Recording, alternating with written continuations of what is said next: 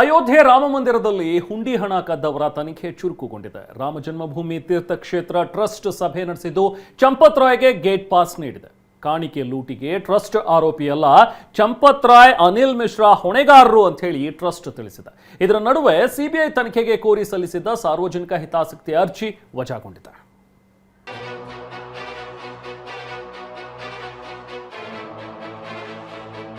ರಾಮನೂರು ಅಯೋಧ್ಯೆಯಲ್ಲಿ ಕಾಣಿಕೆ ಲೂಟಿ ಪ್ರಕರಣಕ್ಕೆ ಸಂಬಂಧಿಸಿದಂತೆ ಎಸ್ಐಟಿ ತನಿಖೆ ಚುರುಕುಗೊಂಡಿದೆ. ಇನ್ನೊಂದು ಕಡೆ ಶ್ರೀರಾಮ ಜನ್ಮಭೂಮಿ ಟ್ರಸ್ಟ್ನ ಸದಸ್ಯರು ಮಹತ್ವದ ಸಭೆ ನಡೆಸಿದ್ದಾರೆ.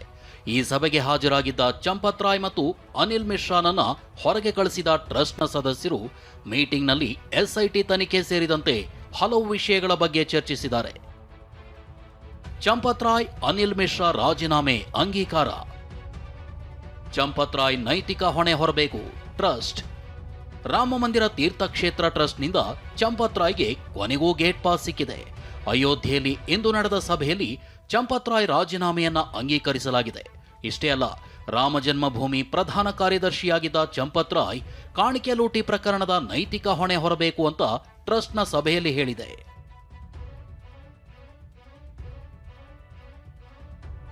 ಟ್ರಸ್ಟ್ ಸಭೆಯಲ್ಲಿ ನಿರ್ಧಾರ, ಬಜರಂಗ್ ಬಗ್ರಾ ಉತ್ತರಾಧಿಕಾರಿ.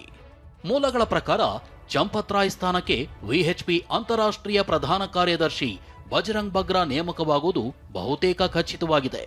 ಜುಲೈ 19, 20ರಂದು ನಡೆಯಲಿರೋ ವಿಎಚ್ಪಿ ವಾರ್ಷಿಕ ಸಭೆಯಲ್ಲಿ ನೂತನ ಪ್ರಧಾನ ಕಾರ್ಯದರ್ಶಿ ಘೋಷಣೆ ಮಾಡುವ ಸಾಧ್ಯತೆ ಇದೆ ಎನ್ನಲಾಗಿದೆ.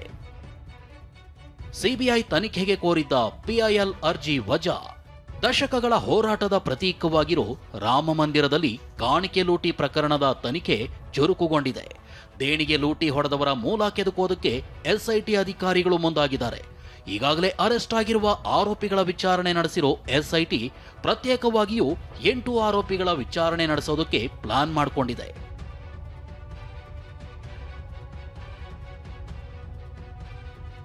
ಚಿನ್ನದ ರಾಮಚರಿತಮಾನಸ ಕಳ್ಳತನವಾಗಿಲ್ಲ, ಮಂದಿರ ನಿರ್ಮಾಣ ಉಸ್ತುವಾರಿ ಸ್ಪಷ್ಟನೆ. ಮಾಜಿ ಐಎಎಸ್ ಅಧಿಕಾರಿ ಎಸ್ ಲಕ್ಷ್ಮೀನಾರಾಯಣ್ ದಾನವಾಗಿ ನೀಡಿದ್ದ ಚಿನ್ನಲೇಪಿತ ರಾಮಚರಿತಮಾನಸ ನಾಪತ್ತೆಯಾಗಿದೆ ಅಂತ ಹೇಳಲಾಗ್ತಿತ್ತು. ಈ ಬಗ್ಗೆ ಸ್ಪಷ್ಟನೆ ನೀಡಿರುವ ಮಂದಿರ ನಿರ್ಮಾಣ ಉಸ್ತುವಾರಿ ಗೋಪಾಲ್ ನಾಗರಕಟ್ಟೆ, ರಾಮಚರಿತಮಾನಸ ಮಂದಿರದ ಗರ್ಭಗುಡಿಯಲ್ಲೇ ಇದೆ. 3 ತಿಂಗಳು ಬಾಲರಾಮನ ಗರ್ಭಗೃಹದ ಮುಂದೆ ಇಡಲಾಗಿತ್ತು. ಈಗ ಅದನ್ನ ಗರ್ಭಗೃಹದ ಬಳಿ ಇರುವ ಸ್ಟೋರ್ನಲ್ಲಿಡಲಾಗಿದೆ. ಲಕ್ಷ್ಮೀನಾರಾಯಣ್ ಜಿ ಯಾವಾಗ ಬೇಕಾದರೂ ಬಂದು ನೋಡಬಹುದು ಅಂತ ಎಕ್ಸ್ನಲ್ಲಿ ಪೋಸ್ಟ್ ಶೇರ್ ಮಾಡಿಕೊಂಡಿದ್ದಾರೆ. ನಿವೃತ್ತ ಐಎಎಸ್ ಅಧಿಕಾರಿಯಾಗಿದ್ದ ಶ್ರೀ ಲಕ್ಷ್ಮೀನಾರಾಯಣ ಜಿ ಅವರು ನೀಡಿದ್ದ ಶ್ರೀ ರಾಮಚರಿತ ಮಾನಸ ಪುಸ್ತಕವನ್ನ 3 ತಿಂಗಳ ಕಾಲ ಬಾಲರಾಮನ ಗರ್ಭಗೃಹದ ಮುಂದೆ ಇಡಲಾಗಿತ್ತು. ಈಗ ಅದನ್ನ ಗರ್ಭಗೃಹದ ಬಳಿ ಇರುವ ಸ್ಟೋರ್ನಲ್ಲಿ ಇಡಲಾಗಿದೆ. ಲಕ್ಷ್ಮೀನಾರಾಯಣ ಜಿ ಅವರು ಯಾವಾಗ ಬೇಕಾದರೂ ಬಂದು ನೋಡಬಹುದು. ರಾಮಚರಿತ ಮಾನಸ ನಾಪತ್ತೆ ಬಗ್ಗೆ ಪ್ರತಿಕ್ರಿಯಿಸಿದ ಮಾಜಿ ಐಎಎಸ್ ಅಧಿಕಾರಿ ಲಕ್ಷ್ಮೀನಾರಾಯಣ್ ಇಂದು ಬೆಳಗ್ಗೆ ಆರ್ಎಸ್ಎಸ್ ಕಾರ್ಯಕರ್ತ ಆರ್ಎಸ್ಎಸ್ ಮುಖ್ಯಸ್ಥರ ಬಳಿ ಕರ್ಕೊಂಡು ಹೋಗಿದ್ರು. ರಾಮಚರಿತ ಮಾನಸವನ್ನ ಮರುಪ್ರತಿಷ್ಠಾಪನೆ ಮಾಡಿದ್ದೀವಿ, ಅದರ ಪೂಜೆ ಕೂಡ ಶುರುವಾಗಿದೆ ಅಂತ ಹೇಳಿದ್ರು ಅಂತ ಲಕ್ಷ್ಮೀನಾರಾಯಣ್ ತಿಳಿಸಿದ್ದಾರೆ.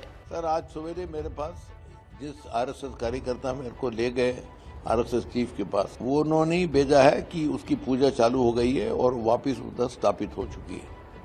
तो मैं बहुत ही खुश हूँ और मेरे पूरे परिवार वाले खुश हैं, क्योंकि जिस उद्देश्य से हमने उसको रखवाया था, जिस आदर और जिस भावना के साथ रखवाया था, उसकी पूरी हो गई. क्योंकि नहीं तो पहले 5 महीने तक उसकी रोज पूजा होती रही, फिर उसको कहीं गार्ड रूम में डंप कर दिया गया. ಮತ್ತೊಂದೆಡೆ ಚಂಪತ್ ರಾಯ್ ವಿರುದ್ಧ ವಾಗ್ದಾಳಿ ನಡೆಸಿದ ಆಪ್ ಸಂಸದ ಸಂಜಯ್ ಸಿಂಗ್ ಶ್ರೀರಾಮನ ಹೆಸರಿನಲ್ಲಿ ಚಂಪತ್ ರಾಯ್ ಜಮೀನು ವಂಚನೆ ಮಾಡಿದ್ದಾರೆ ಅಂತ ಎಕ್ಸ್ ಖಾತೆಯಲ್ಲಿ ಗಂಭೀರ ಆರೋಪ ಮಾಡಿದ್ದಾರೆ.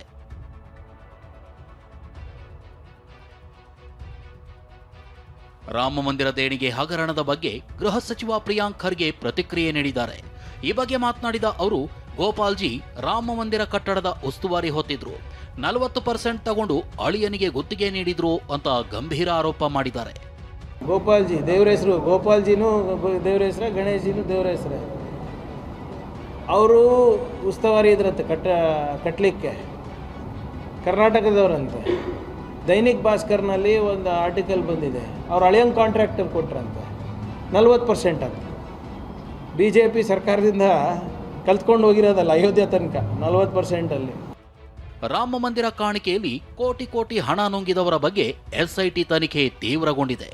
ಇತ್ತ ರಾಮ ಮಂದಿರ ಟ್ರಸ್ಟ್ ಮಹತ್ವದ ಸಭೆ ನಡೀತಿದೆ. Bureau report, TV9.